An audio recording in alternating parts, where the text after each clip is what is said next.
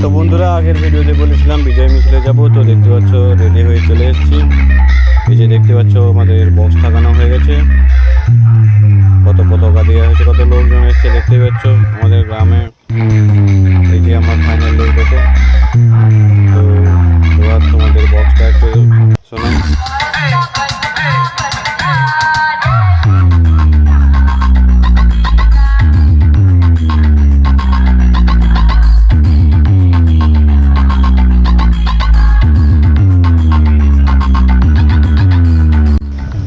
তো বক্সের আওয়াজ তোমরা শুনে নিয়েছো।